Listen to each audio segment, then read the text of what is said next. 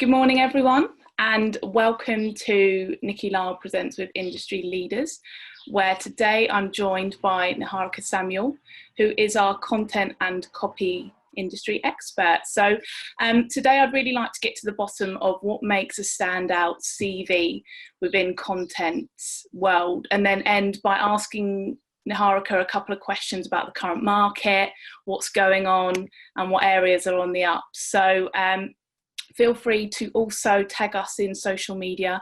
I'll put in our handles. I know I emailed them over with the Zoom link, but I'll pop those in the chat box. Also at the end, we're going to get to the Q&A. So just at the bottom, just put your questions in there, type those throughout, and we'll get to those at the end of the session. So, right. First question for you, Niharika. How many pages should the average CV have? I would say a maximum of 2. You get it on one page, then amazing. But I think statistically, people actually only spend about 15 seconds scanning a CV. So if you've got 5 pages and reams of experience, which is obviously amazing if you can't fit it all on one page, but you've got to find a way of condensing it. So I would say max 2. Yeah, I think that's the same for pretty much every industry out there. It's that rule normally.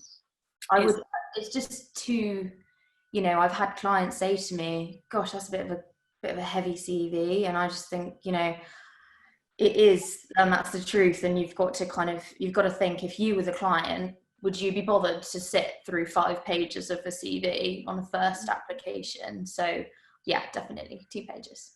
2 pages. Okay. And how should the About Me section be structured in the CV? I'd say you can always make it about where you're what kind of market you're trying to target, basically. So if you're, say, a B2C copywriter within fashion, you want to really capitalize on all the different types of things that you do within your market. So especially if you've done something, say you're a content marketing manager, okay, for example, and you want to highlight all the different things that you've done in your time, you want to make sure you've got those kind of buzzwords, because people look for them. And also in terms of actual searching on the internet for us recruiters or for clients who have in-house teams and things like that, they're looking at those keywords. So make sure you put in, B2C, content marketing. You want to put in all different, if you've done project management, if you've done stakeholder management, XYZ. So, but I think it needs to be something that's snappy. So I always say kind of 3-4 sentences max, in the main bits, and just sort of really easily summarize what you do and why they should read on, really. Yeah. Okay. And what should the hierarchy of information be? So for example, should education be first, and then lead down to work experience, or the other way around? I would actually say, it depends how you lay it out. Some people have like a column down one side where they've got the About Me and the name and the education and maybe their skills if they use InDesign or WordPress or anything like that. So that's always quite clean if you've got it on one page. But if you are talking about sort of like which way it should go around, I would say experience should take precedence, because in the UK market, this is not the same with other markets around the world, but in the UK market, often your experience counts more for your education, depending on what type of place you're trying to get into, whether you're a graduate, that kind of thing. But in general, people want to see, have you worked for Spotify, Deliveroo, are these, as a content marketing manager or copywriter, these the types of, they want to see those buzzwords. So you've got to get them excited straight away. So I'd definitely say experience first. Experience first. Okay. And should CVs contain photos? This is a fun one. There's so much controversy about this, because there's an argument in terms of like just actual GDPR wise. There are clients out there that don't want to discriminate and have a really, really strict rule. Some clients, we're not even allowed to give the name of the candidate until they go forward to interview. And this is, it's amazing. this is to make sure that there is no level of discrimination at all, given, you know, name, you know, if your name's like mine, you'll think, you know, she could be from India, does she speak English? You know, that sounds really archaic to say that, but basically with that, I think, I mean, I personally say no, because it's also, you know, on a funny side, you might think you look great in this picture, but it's, you know, some people I've seen have taken kind of like selfies and put them on CVs and things like that, which just doesn't really look very professional. And it's the same as your LinkedIn. You know, what picture are you showing on your LinkedIn? Would you want that to be the first thing that people see and think about you? You know, whatever they say, a picture's worth 1,000 words, you know, so they kind of already create assumptions based on you. I mean, I would personally say no, because I think it's all about the experience. So I'd advise no, and I do advise my candidates not to. You know, every industry usually says no, and I think it's more of a European thing, that they seem to have photos on their CVs. And I always say, don't forget that, as you mentioned, people will go on LinkedIn, so employers might take a look at your profile there, and then they'll see a photo of you. Whereas just for your CV, just leave it to information only and text. I think it's, I mean, sometimes I get really lovely CVs where a candidate has, they might be great at like InDesign, Photoshop, that kind of thing. They've done this beautiful little illustration of themselves, which is quite cute, and it can work really nicely, especially if you're in the right market for it. But yeah, I think definitely keep it off, put your name. Don't write curriculum vitae. Please don't write curriculum vitae anyway. We know it's a CV. We love you. We don't want to know curriculum vitae, resume. We know that. So just put your name and who you are. What do you do? Your name and your title. That's so important. I'm glad you brought that point up, actually, Niharika, is to not have curriculum vitae. And when people have about written or things like that, because it's very obvious about what it is, really. So yeah, that's true. And should the CV contain references? Interesting. I would say it to be, I mean, in terms of the way I work, I've built a temporary desk from scratch. I've done perm, I've done dual, and especially with my temps, I want to make sure that they're all referenced, because sometimes a client will hire without interview because they need someone so quickly. But you necessarily need to give out that information straight away. If you're giving, I don't know, if you're sending out 100 applications, let's say, potentially not. I think it's totally up to you. I think it's completely reasonable to say references upon request. And that kind of gives you that little bit of, you know, if someone wants you, then let's investigate further. I have seen some people put like testimonials on their CVs, and that kind of works the same way as a LinkedIn recommendation might. So I would potentially advise you trying that instead of references, because references aren't adding anything right now. They're just someone's name, right? So you want to give everyone the most value in your A4 sheet of paper. So I would say it's up to your own discretion, but non-essential. And I think with GDPR, you have to probably be quite careful as well, because that's information that you're whizzing around on your CV. And that could be your old director's phone number, email, you know, anybody can get that. And a lot of people won't think twice about saying, yeah, of course, I'll give you a reference, of course. But I don't know how many of them actually think about the fact that hundreds of people can have their direct line. So that's another thing to think about. Yeah. And should their skills be mentioned on the CV? And also, what software skills do copywriters and content writers have usually? I see a lot of people that have worked with like Google Analytics. They can list all the CMSs that they use. I know everyone says, oh, once you've worked with one, you can work with them more. But again, in a temp market or in a very, very quick, you know, you need someone to hit the ground running in a perm job. they might specify really need you to have Sitecore or really need you to have WordPress. So and if you've worked with anything like in terms of the social media side of things as well, really good to have Hootsuite down there. And all of, if you've worked through, I'd say, you know, you can also put on social medias as well, like Twitter, Facebook, blah, blah, blah, blah. But I'd stick to CMSs. If you use Google Analytics, and if you use the Adobe package, because especially if you work in print publishing, they would like to see Adobe InDesign. And a lot of the time it's a requirement if they have digital as well as print journals, for example. Okay. And do you see CVs that contain some like creative flair as well? And is that something that you'd encourage, that they show off their own personal brand?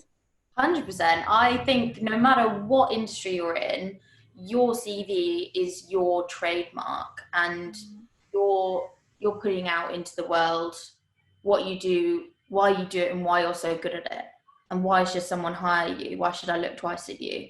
If you've got, I put out an ad the other day, and I put it out. I sent it at 9 p.m. at night, and I had 200 applications by 11 the next day. When you've got this type of market, especially, you've got to show that, you know, that little bit of creative flair. I can tell what templates there are out there as well, because you're so used to seeing so many of them. So some of them look beautiful, but I've seen it about 6 times because it is a template as well. But I've seen someone do a CV like a kind of like a newspaper with little columns and little highlights of pops of color here and there, and the title of the company that they worked at.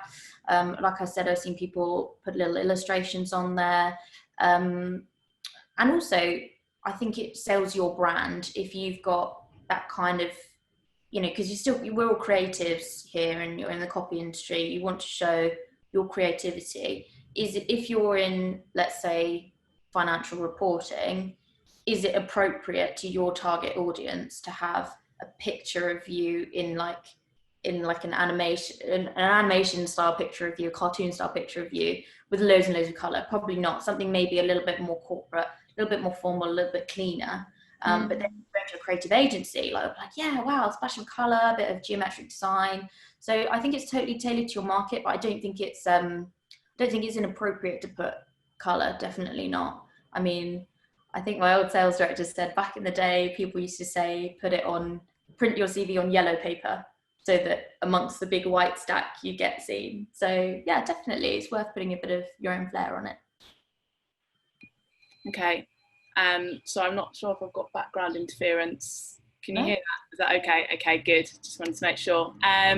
So I think as well, in regards to how creative people are with their CVs, you don't want something that's going to interfere with the content as well. So it's that fine line, isn't it, between having something that catches someone up's eye, but not that's so overwhelming that you can't make out what their experience is because you're so distracted by things like that. Like when you see Facebook timeline type CVs, or someone's tried to create it as like a Twitter feed or something like that.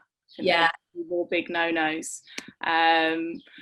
But actually, that's another thing I was going to ask you is what are big CV like no-nos?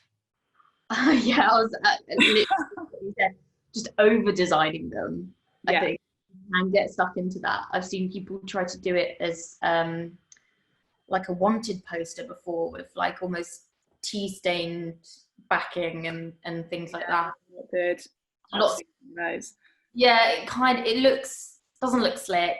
It kind of can come off like you've done it on paint about 5 years ago. You know, it doesn't. You don't want to overdo it. It's just. I mean, don't think too much about it. But you know, it's not. I had quite a fun one today, and it was so busy. I just couldn't. You just can't make heads or tails of it. And it was over 5 pages, and every page was different color. It didn't work.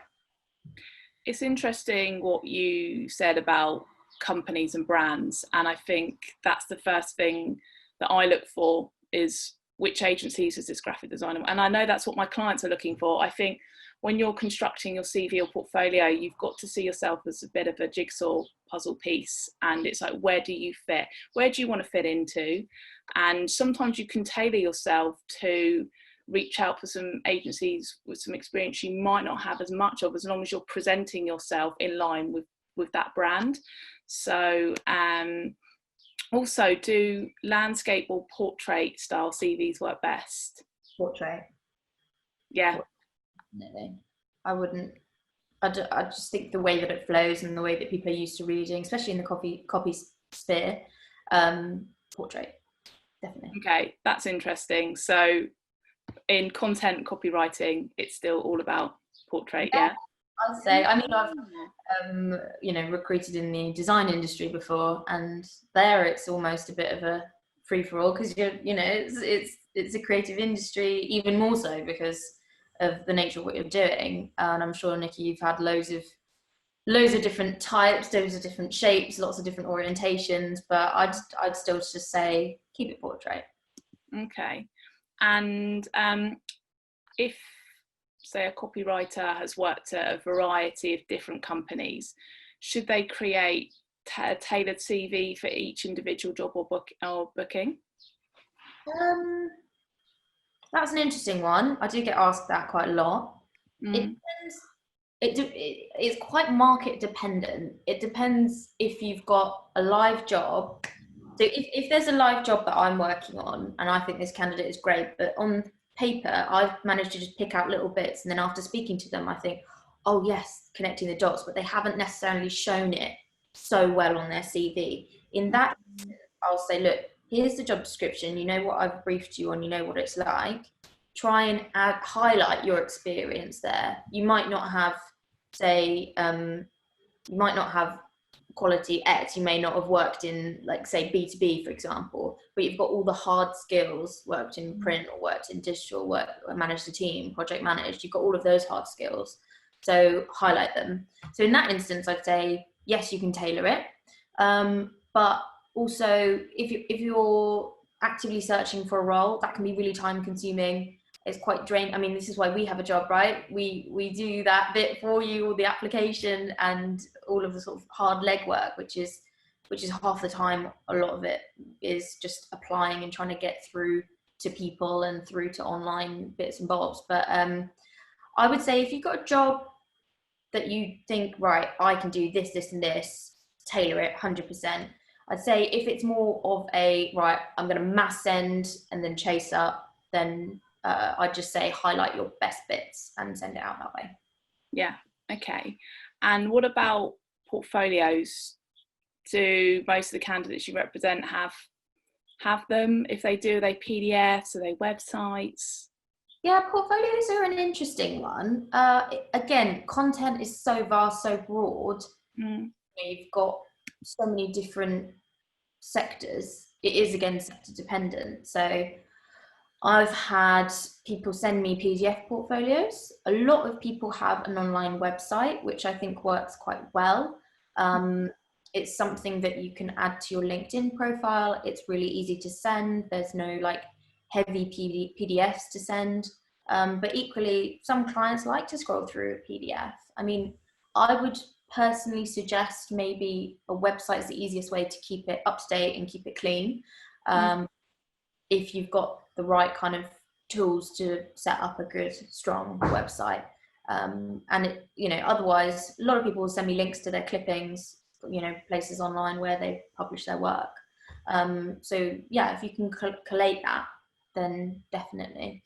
If you have got an online portfolio and you want it to be a CV, a part of your CV, and send it as a PDF, that's absolutely fine as well. I've had people do that and take snippets of their social media posts that they've done and different marketing campaigns they might have worked on as a copywriter, which also works. So that's a bit ambiguous, I suppose, but I suppose the website is a good one to start off with, definitely. Okay, so you would advise that they have all their work more on their website than create a PDF? Because I find it very interesting, because obviously I'm from like a graphic design background and it's all about the portfolios, and recently I needed a copywriter to help me out with my own like Nikki Lyle branding and stuff, and when people were sending their details through to me, I was most drawn to the ones that had like really nice PDF portfolios, but that's what I'm used to. I want to see the visual, I want to see their work in situ actually and how it is with the brand. But yeah, okay. I think it's definitely dependent on what you do. Like, obviously working in that kind of world, the portfolio would almost be more valuable than the CV because it's showing you what you've actually produced. But in the same way, content, what have you written? They want to read what you've written, what have you edited, what have you published, you know. That's your creative outlet and that's your product that you're selling, basically. Definitely. I guess the about me section is even more important for anyone that works in content and copywriting. I guess, is there a bit of a competition there where that has to be really like snappy and engaging? But it's hard to write about yourself, right? It's much easier to write about other people or brands, whereas how to summarize you. I mean, a lot of writers will say to me, you know, I might say, oh, you haven't worked in this sector. I said, but the thing about being a copywriter is you become an expert in whatever you're writing about. So you've got to write, if you've got to write about teapots, you'll be the expert on teapots, you know. You're just going to have to be that. So you've just got to be the expert on you, I guess, and everyone has their own personal creative writing flair and style that they adopt. So just go for that, I think. Got to be authentic and also make sure it's all correct. I mean, the amount of editors that have not edited their own CV is embarrassing. You know, if we want to get a job in copy, your grammar's got to be on point. So that's another big thing. Yeah, like typos. Do you see typos on CVs? Loads. It's really bad, actually. I know we can all make mistakes. I do all the time. I don't profess to be, you know, perfect at all. But when it's your CV, you can't, and you're a copywriter, you can't, it sounds really silly, like really second nature, but double, triple check your grammar because that is the first thing your editor reading the CV is going to pick out. Well, I often have that with clients with graphic designers, and a lot of creatives are dyslexic. I'm dyslexic myself, and I have to double, triple check things. I run like spell checker. It's a no-brainer for me. I use that on everything. But clients will push back and they'll say things like, well, if that's going out the door and that's representing them, what's going to go out the door to our clients?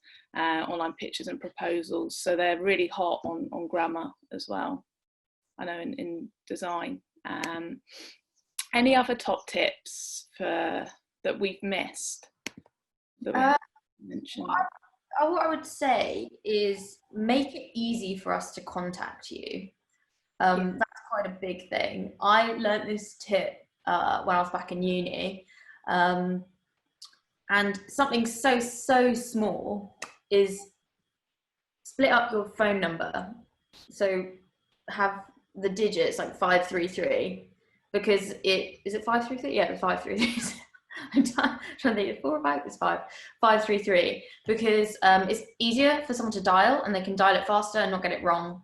And that's a top tip. I mean, me personally, I really appreciate it when people do that because otherwise I'm always sitting there like really worried that I'm going to be calling Marjorie instead of Eleanor or whoever.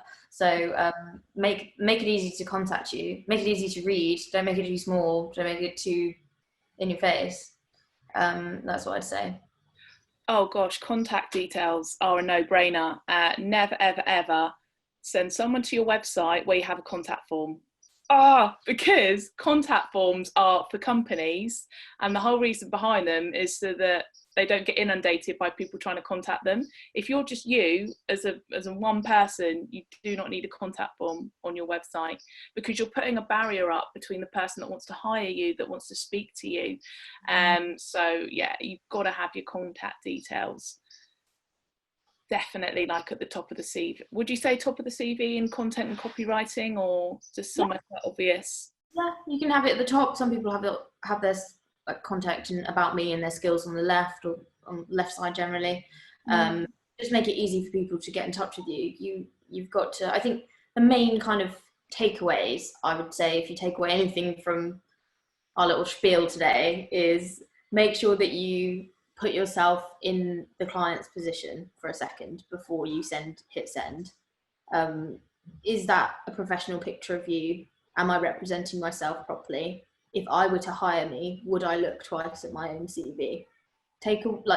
Look at it, close your laptop, go make coffee, come back and try and look at it again fresh, because I know CVs can feel like super daunting. There's so much to do and so much there, but honestly, some of the best CVs are the most minimal, crisp, clean, elegant ones. You know, you don't need to try hard with the CV. You just need to make sure that it's very easy to digest. Like I said, 15 seconds max people are looking, if that.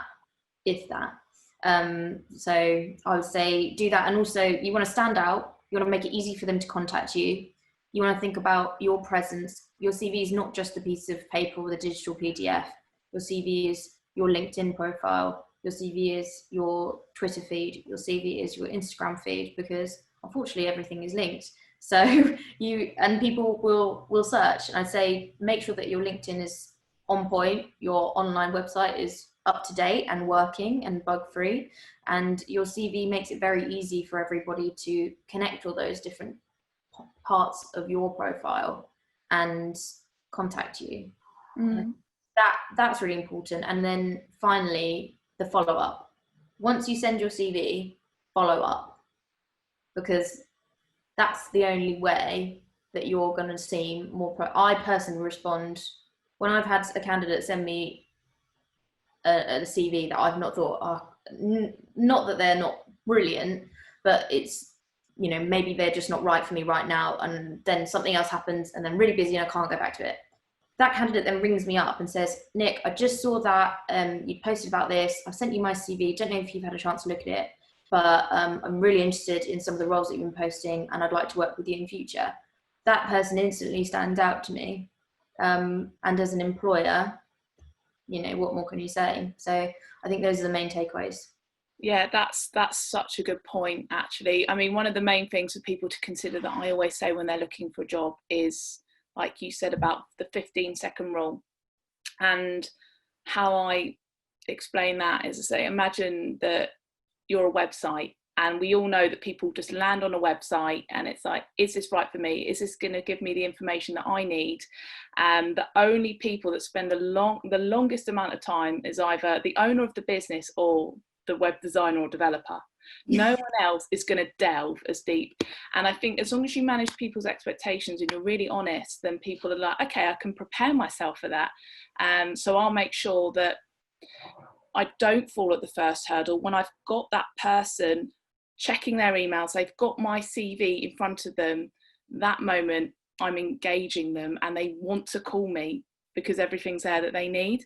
And as long as people are aware of that, then they can prepare themselves accordingly.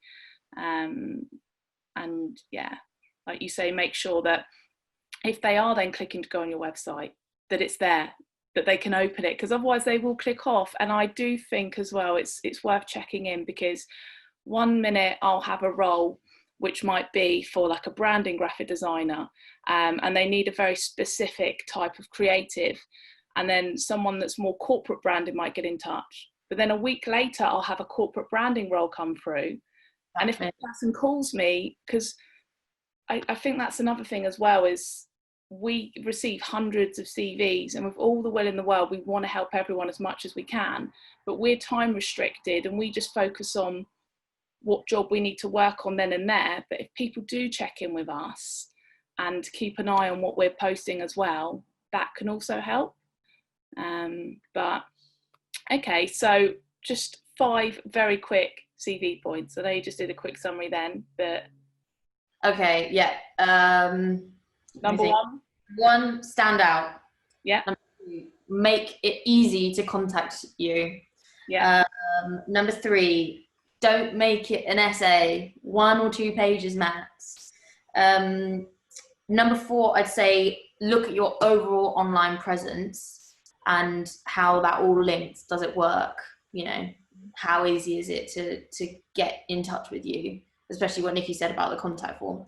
And number 5 is not really how to design it, but it's just to be persistent. Right now, the market is saturated with candidates, given the situation that we're in right now. Good and bad, but in this current market, you've got to be persistent. Once you've stood out, once you've made it easy for someone to contact you, once you've made it quick to digest, once you've done all of those things, you've got to keep going back and saying, hey, I'm a good reason, I'm a good person to come to, and this is why you should keep speaking to me. Mm-hmm. So I think those are probably the 5.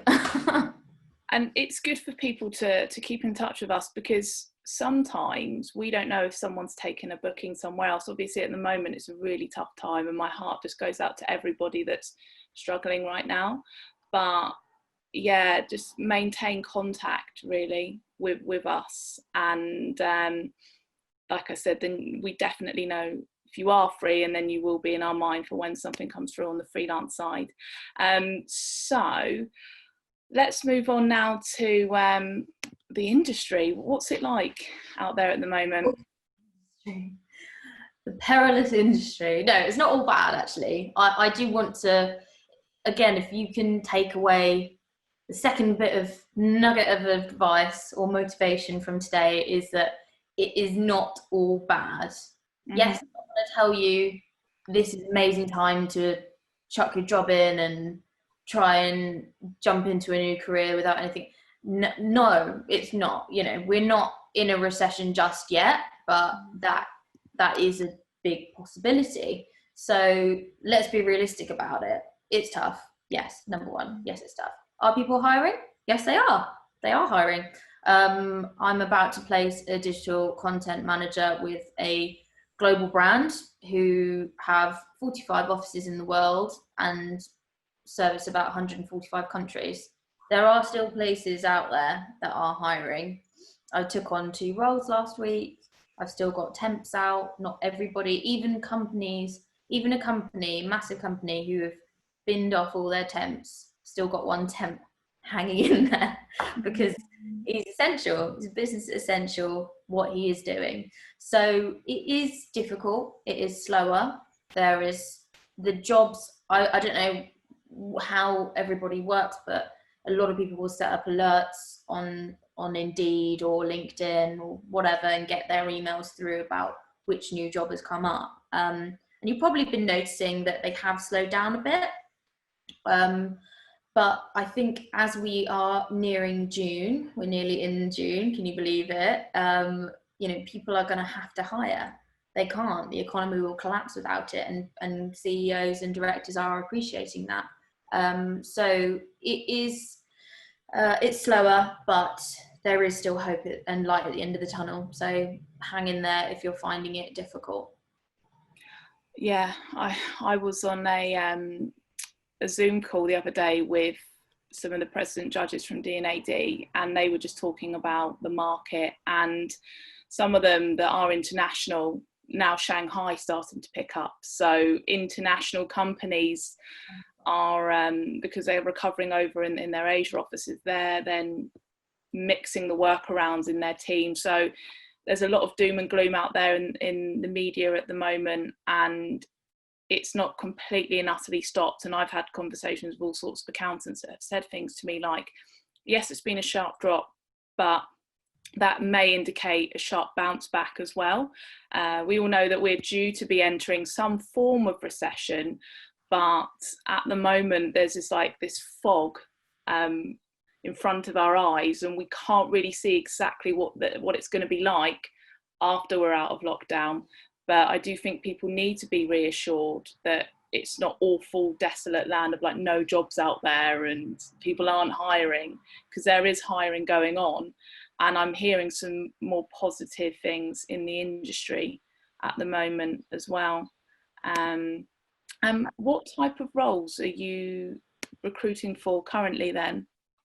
So at the moment, I've got a lot of editorial roles. So section editor, branded content editor. I've just taken a channel marketing executive role on as well, because I dabble a bit in marketing and comms. A lot of our roles have been comms focused, as you can imagine. There's an awful lot of roles in the medical industry. I have a medical client at the moment who's looking for a chief sub-editor, for example. So it's a total mix between B2B, B2C. Agencies are quiet, brands are not as quiet. And I'd say that the medical pharma sector is kind of, as you can imagine, busy. And there's an awful lot of, there's not so much copywriting, it's content editing, content marketing, content and communications, content and digital marketing, those type of hybrid roles where they're trying to get the most out of one person that they possibly can. So those are the type of roles I'm recruiting for at the moment. Okay, and are you busier on the freelance or the permanent side? I personally, at Aspire, we do have a dedicated temp team. I was dual desking, but now I'm just focusing on perm. I would say that it is busier on perm. However, we expect temp to pick up first, simply because spend is less. And, you know, if a company has had to restructure, for example, and they've made a lot of redundancies, or they've had to put half of their staff on furlough, of course, that generally their first reaction is to get everyone off furlough and get everyone back in. But equally, if you have needed to restructure, that job might not be there anymore. So we're forecasting temp will pick up first. And as a business at Aspire, we put out a post-COVID survey to all of our clients, seeing what the world is going to look like, what they're going to do. So do keep posted with that, because we'll be releasing that. And also we've been asking candidates to do the same thing. So we will publish some reports on that to give you a bit more insight as well. Yeah, that's really useful. I do feel like as recruiters, because we have our ear to the ground, hence why I've been running all these Zoom talks, is we have all this information that we can share and insight as well. And I have noticed that on the graphic design side, freelance seems to be picking up a little bit more. But some interesting conversations I've been having with clients actually is they're aware that there's some very talented people that may be out of work or let go from their current place that they didn't have access to before, that's suddenly going to be free. So I actually have some agencies that I speak to on a regular basis that will be looking to hire and make the most of reaching out to people. So watch this space, really. And what's the best way for people to get in touch with you? Well, I would probably say LinkedIn, actually. I was about to say, you can just give me a call. But actually, I'm on the phone an awful lot, and you might get frustrated with with that. But please do call me, 100%. I'll send all my contact details. I'd say link on LinkedIn is the best way, simply because all my updates are there. Any new roles, any new bits of insight, any roles in the rest of the company that I work in as well that are coming in are going to be there.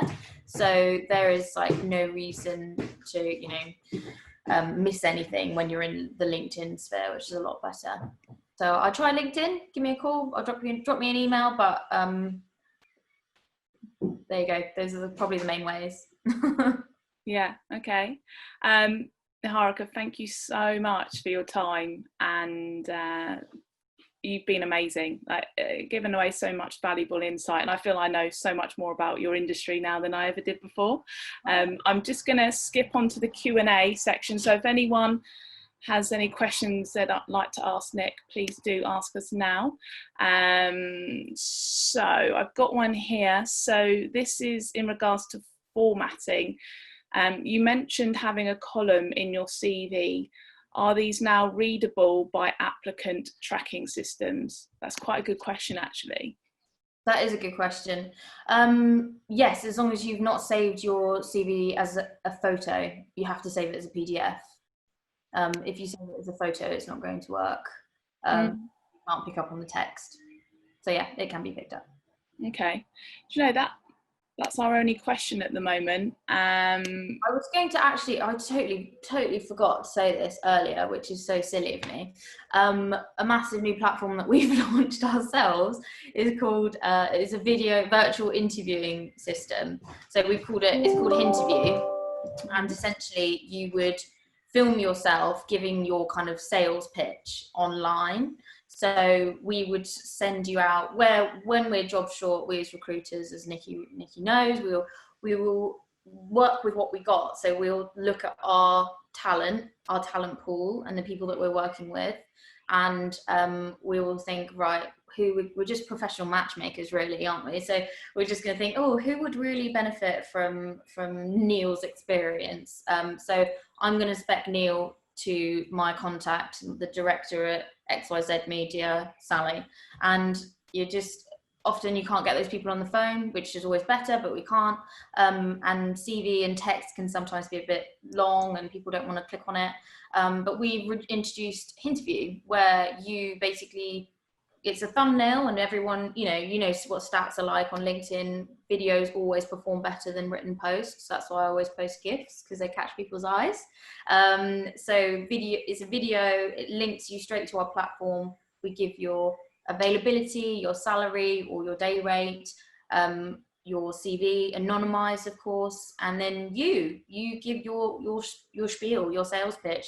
Hi, I'm Niharika, I do this is why you should hire me, that kind of thing. We'll ask you 3 or 4 questions, and it's actually proven really, really successful. So we've had clients that have sort of said, not so sure about this CV. We then sent them the interview, and they've gone, oh yeah, okay, we'll interview them, because it's kind of like sometimes you can express yourself so much better, of course, in person. I know the video can feel a bit daunting, just thinking like your face is going to be thrown out into the sphere, but it is working, and everybody being isolated and not being able to see people and hang out with people at the moment is definitely a good shout. So if you want to hear more info about that, please do just let me know, and I'll get our team to send over some stuff.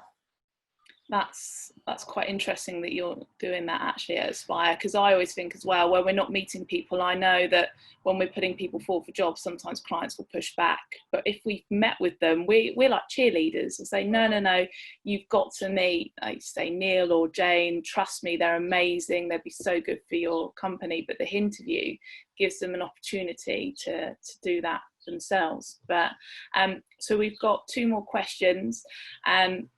So any CV advice for an agency copywriter trying to move into content copywriting or any other speciality? I would say focus on hard skills that are transferable.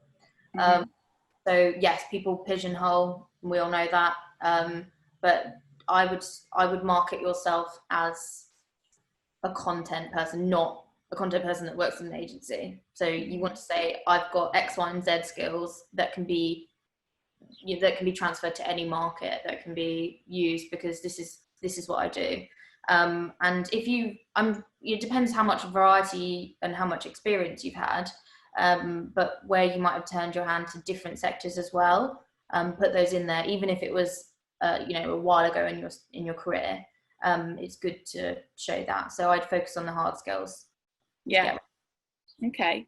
And next question here. So obviously people do check LinkedIn profiles when hiring. Does it hinder people's chances if they don't have many connections, or is it more about how active you are, as in posting or interacting? That's a really good question, actually. I wouldn't say it matters about the connections. We don't expect everyone to have thousands of connections like we do, because it's not your job to be on there all the time. I wouldn't worry about that. It's more about what is the content that you're putting into LinkedIn, what are you telling LinkedIn, and how easy is it to find you on LinkedIn as well. If you've got a really barren LinkedIn profile with hardly any information, you're not going to come up on a search, and people can't find you very easily. So I would say it doesn't matter about the amount of connections. All it matters is, have you got a professional photo? Is your cover background, again, professional and relevant to your market? And is your bio up to date? is all of your information up to date. And you can put loads on LinkedIn. It's an amazing tool. You can put in all of your different skills.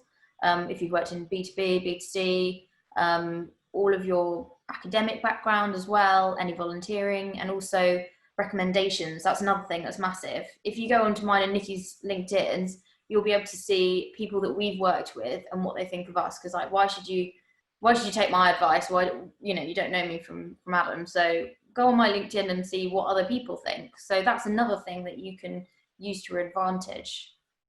Yeah, the recommendations part is very useful, definitely. Okay, I think that's the end of all the questions that we've been asked so far. Is there anything else you'd like to add at all, Niharika? I'd just say, things are difficult, but keep in touch. Get yourself a good recruiter that you trust and keep in touch with them. Because if they're anything like Nikki and I, we'll look after you. We'll keep you up to date. And we've kind of got a bird's eye view on the market as well. So it's quite different to having a contact within an industry, within an existing company who's focused on their work. We get to see the whole industry as it is, and we talk to all sorts of different people every day, everyone from the receptionist to the CEO. So it's really valuable to also value your recruitment, your recruiters and your network there as well, because hopefully we can give you something back as well. And we will try to get back to you, and if we don't, please hound us. But yeah, definitely just stand out, try the interview out, make your online presence good, and keep smiling. It will get better. It's not all bad. It's just very, very slow. So let us know if you've got any other questions or any advice. Nikki will send our Twitter handle on for Aspire content and all my details as well. Yeah, I'll put that in the chat box. But another thing that I want to add as well is I first started recruiting not long after the recession, and all I did all day, every day was just meet with incredible creatives that were out of work. And the minute that the industry started picking up again, those people got snapped up first. So the first wave all got hired, and then the second wave, and now is the time to really be getting yourself polished exactly where you need to be. Take some time out with upskilling, like add some other skills to your CV, add some strings to your bow, other interests and hobbies as well. It's good to take up. Do agencies like to see people's like hobbies and things like that they're into? Say if they're into like marathon running or baking, or I don't know. I know I got somebody a job once. They were so impressed because he was I think his partner won the Great British Bake Off or something. Oh, cool. Yeah, and so everyone was really excited. Cool. Like, oh my god. Or like fiance, and they're like, you can bake loads of cakes. All these sorts of like little things that make some more a personal touch to a human rather than being content on a page. I think it's the hobbies are the icebreaker when you go and speak to the client and have the interview. So don't be. A lot of people just put little icons or symbols. They like baking, TV, whatever. I had someone who was a cheerleader before, and that was great because I really like cheerleading, so I had a good chat with her about that. So I think it's a good icebreaker to have on there, definitely. Yeah, awesome. Okay, well, I've just popped your LinkedIn in the chat box, and yeah, I think we'll wrap this up. But thank you again so much for your time. I know you're really busy, and I appreciate you taking the time out to answer some questions for us all. And I hope you've all got a lot out of the session today. If you have, feel free to tweet about us, put it on social media. This has been recorded, so it should be online in the next week or so.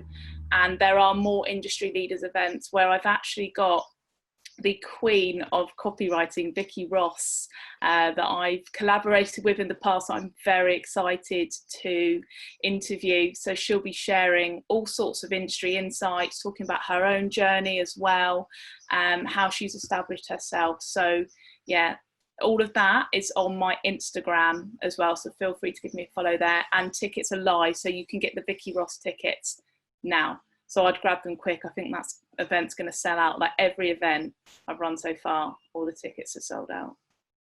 Great to hear. Thanks so much, Nikki, for inviting me as well. So good what you're doing. No, you're welcome. It's been awesome just to catch up with you, see your face again. So, good excuse. Maybe one day. Right, I'm going to end the session now, but thanks guys for tuning in. Take care. Bye bye.